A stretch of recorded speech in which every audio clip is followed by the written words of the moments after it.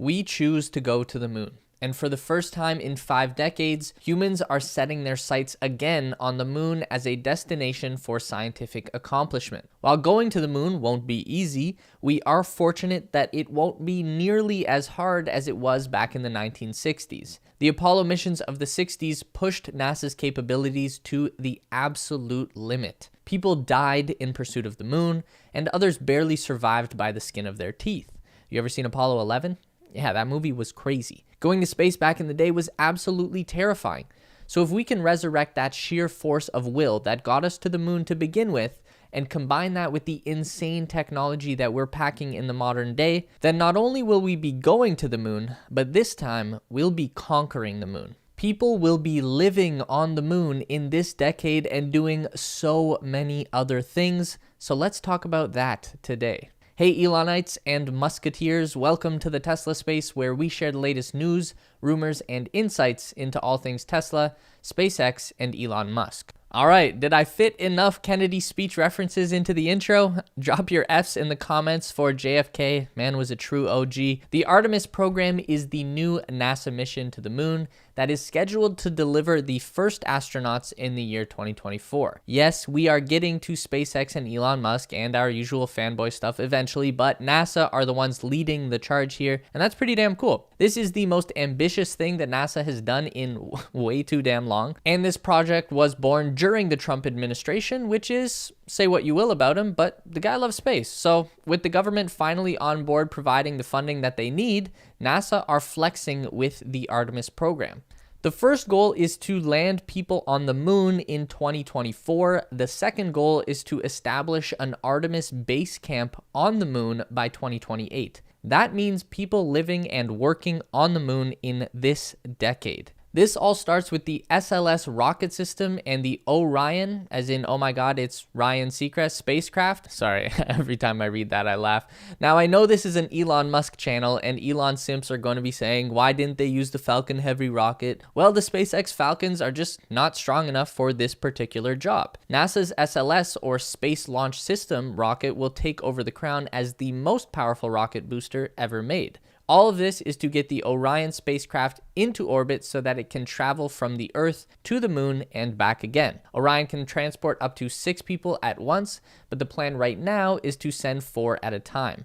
The first test flight for SLS and Orion is scheduled for November 2021, and this will be an uncrewed flight that will accomplish a practical test of the whole system, plus deliver some research satellites into each orbit. A crewed flight test is hopeful for 2022 that will take Orion to a lunar orbit and back again, and if all goes well, then in 2024 we go to the moon and touch down. Before astronauts reach the moon's surface, they first stop off at the Gateway. That's basically a space station, very similar to the International Space Station, that will be in orbit around the moon. Gateway is an international project that involves teams from NASA, Canada, Europe, and Japan.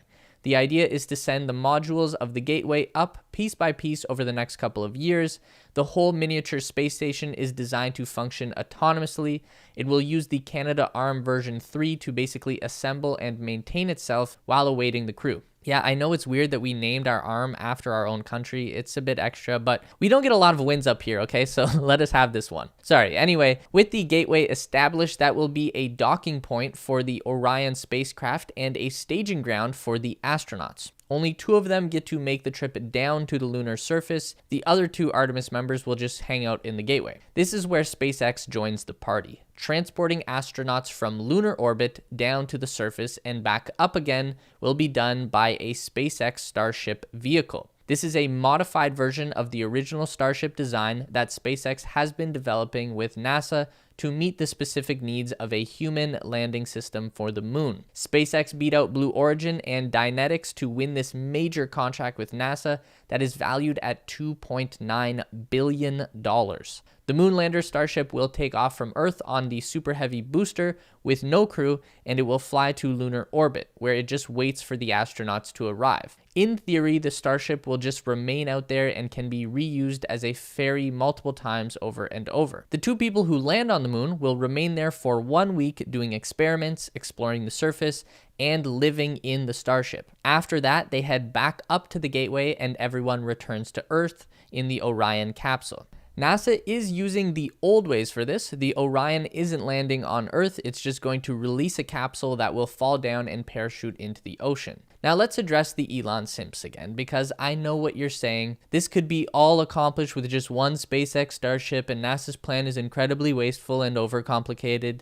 And yeah, in theory, that's absolutely true. The only part of the whole Orion system that actually comes back is the crew capsule. Everything else is wasted. NASA SLS rockets can't land themselves, they're not reusable, and that is unfortunate. It's not the ideal way to do this, but we've got to remember that NASA started this plan 5 years ago. SpaceX did not have the proven track record back then that they do now, and NASA couldn't just assume that SpaceX would deliver on all the things that they have promised to achieve. So they went ahead and designed this program according to how NASA does things. This is the first chance they've had to make anything really exciting in decades. Just let them have this one, okay? I'm sure we'll get independent Starship flights from Earth to the moon in the very near future, and this is all the very early days of a long-term moon-based colonization program that is going to span decades. By the way, quick interruption, as always, here to invite you to all subscribe to our weekly Tesla Space newsletter.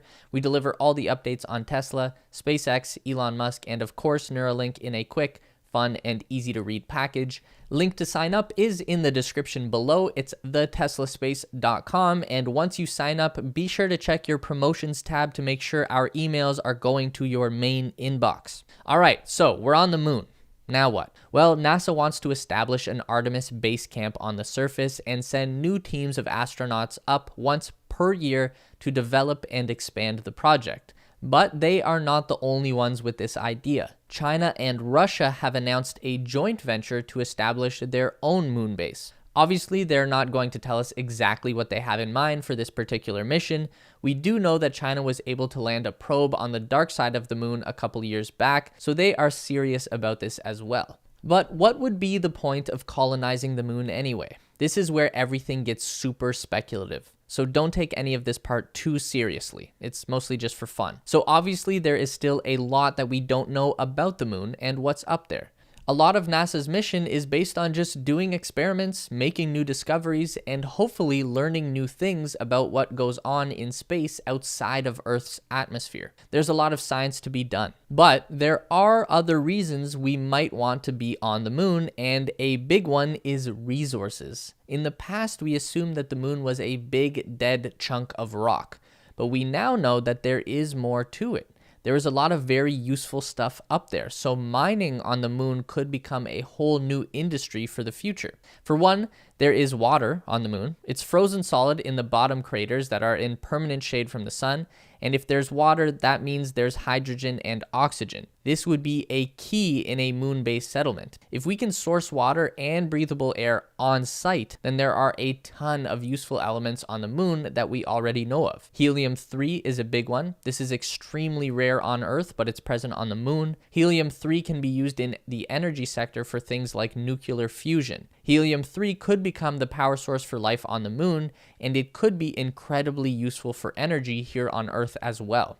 We also know that the moon contains silicon, iron, magnesium, aluminum, manganese, and titanium. Coincidentally, a lot of the metals that we've found on the moon are very important for the production of our modern electronic devices, particularly batteries, and that is a very big deal. So as much as this is about science and exploration right now, I would expect that the long-term plan for the moon is going to be about resource extraction, and that's pretty amazing, though slightly concerning based off of our history with Earth. It's such an opportunity to be able to mine on the moon.